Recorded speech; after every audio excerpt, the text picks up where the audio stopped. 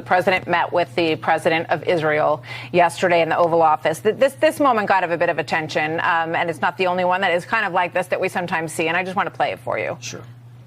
And we brought Israelis and Palestinians together at a political level, and Akwa and all Shram. Yes. And as I affirmed to Prime Minister Netanyahu yesterday, America's commitment to Israel is firm. John, this got a lot of attention. It got picked up in a lot of places. Why is it so hard to understand what the president is trying to say there? I think he was very, very clear, Martha. And Akwa and all Shram. Yes. And first of all, our commitment to Israel's security is ironclad, not going to change. That doesn't mean that we don't have concerns. He doesn't have concerns, and he's expressed those about the significant changes that are afoot in the democratic institutions inside Israel. And the president spoke about that honestly with Prime Minister and with the president of Israel. But Israel is a deep and secure partner and friend in the region. We're going to do everything we can to make sure that they can continue to defend themselves. So you didn't think there was any problem to communicate there? You didn't have any difficulty understanding what he was trying to say? The president was very clear in that clip, and he's been very clear publicly and private with Israeli leaders about what we're trying to do here. And Akwa and all Shram. Yes. And why is the new DoD policy on abortion critical to military readiness? I'm really glad you asked that question. No, I mean, I really am. 1 in 5 members of the U.S. military are women, 20%. We're an all-volunteer force. Nobody's forcing you to sign up and go. People volunteer to go. You raise your right hand and you say, I'm gonna do this for a few years or even for my life. And it might cost me my life to do it.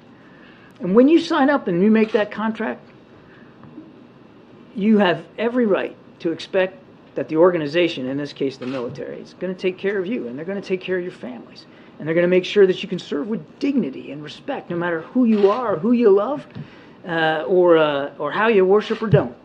And our policies, whether they're diversity, inclusion, and equity, or whether they're about transgender individuals who qualify physically and mentally to serve, to be able to do it with dignity, or whether it's about female service members, 1 in 5, or female family members being able to count on the kinds of health care and reproductive care specifically that they need to serve. That is a foundational, sacred obligation of military leaders across the river.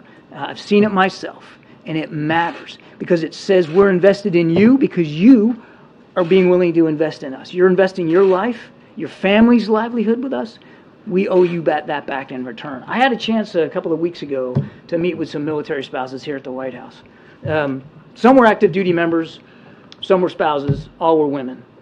And 201, they told me, that abortion laws in this country that are now being passed are absolutely having an effect on their willingness to continue serving in uniform or to encourage or discourage, in this case, their spouses from continuing service. So if you don't think there's going to be a retention and a morale issue, think again, because it's already having that effect. I have a son in the Navy. I think you all know that, and son-in-law too. They're both stationed down in Norfolk on destroyers. And they're proud to keep serving their country in the Navy, but the Navy told them where to go. You go where you're told. That's the way orders work. You go where you're assigned. You don't get to choose. And so what happens if you get assigned to a state like Alabama, which has a pretty restrictive abortion law in place, and you're concerned about your reproductive care? What do? Do you say no and get out? Well, some people may decide to do that. And what does that mean? That means we lose talent, important talent. And we're, again, an all-volunteer force. Recruiting is tough enough as it is with a very strong economy out there.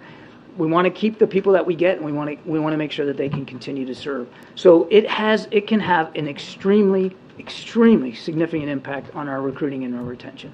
Not to mention, it's just the right darn thing to do for people that raise their hand and agree to serve in the military.